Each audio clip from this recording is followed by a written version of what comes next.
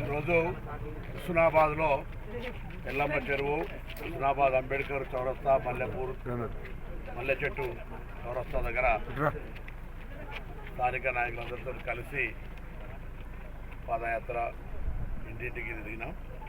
తప్పకుండా కాంగ్రెస్ పట్ల సానుకూలంగా ప్రజలందరూ తప్పకుండా మద్దతు ఇస్తామని చెప్తా ఉన్నారు. ఇప్పుడున్నటువంటి పరిస్థితుల్లో ప్రజాస్వామ్యాన్ని కాపాడడానికి,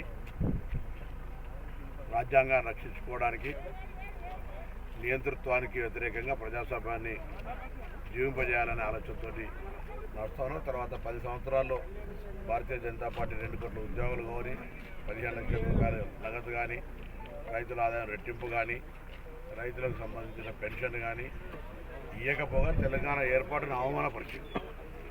టీఆర్ఎస్ పార్టీ కూడా 3016 రూపాయలు ఇవ్వలేదు, ఒక్క డబుల్ బెడ్రూమ్ కూడా ఇవ్వలేదు, ఇక్కడ దళిత బంధు ఇవ్వలేదు, బీసీ బంధు ఇవ్వలేదు, దాని తర్వాత రైతులకు రుణమాఫీ ఇవ్వలేదు, దళితులకు 3 ఎకరాలు ఇవ్వలేదు. చాలా కార్యక్రమాలు వాళ్ళు కూడా చేయలేదు. కాంగ్రెస్ పార్టీ 2004 నుంచి 2014 రాజశేఖర రెడ్డి గారు ముఖ్యమంత్రిగా ఉన్నప్పుడు ప్రతి మాట మేము అమలు చేస్తాం.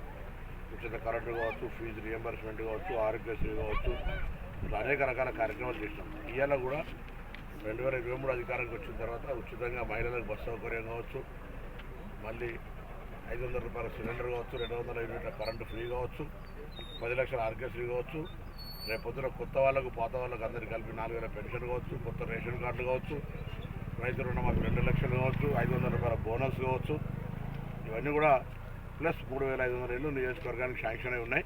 ఇవన్నీ కార్యక్రమాలు చేస్తాం. మా మీద విశ్వాసం ఉంచమని కోరుతాను.